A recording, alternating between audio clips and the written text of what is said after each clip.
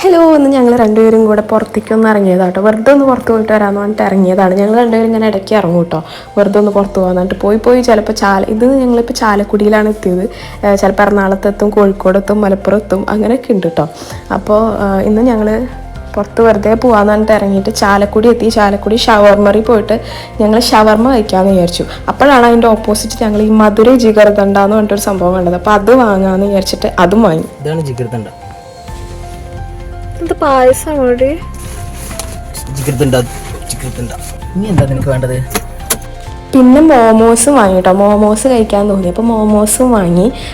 കുറേ നാളായി മോമോസ് കഴിച്ചിട്ട്. അപ്പോൾ മോമോസ് കഴിക്കാൻ വെച്ചാൽ എനിക്ക് മോമോസ് കഴിക്കുമ്പോഴത്തെ ഒരു വിഷമം എന്താണെന്ന് വെച്ചാൽ മോമോസ് പെട്ടെന്ന് തീർന്നു പോകും. അത് മാത്രമുള്ളൊരു പ്രശ്നം. അപ്പോൾ ഷവർമ കഴിച്ചു, പിന്നെ മോമോസ് കഴിച്ചു. ഷവർമ കഴിക്കണ വീഡിയോ എടുക്കാൻ പറ്റിയില്ല. മോമോസ് കഴിച്ചു.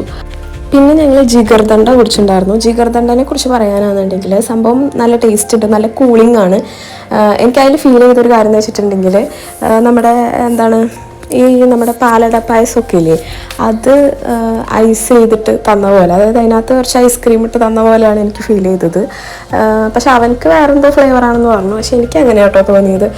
സംഭവം നല്ല ടേസ്റ്റ് ഉണ്ട്. നമുക്ക് ട്രൈ ചെയ്തൊക്കെ നോക്കണമെങ്കിൽ ട്രൈ ചെയ്ത് നോക്കാം. അപ്പോൾ അത്രയേ ഉള്ളൂ. നമുക്ക് വീണ്ടും അടുത്ത വീഡിയോയിൽ കാണാം മക്കളെ. അപ്പോൾ വീണ്ടും കാണുന്നവരേക്കും ബൈ.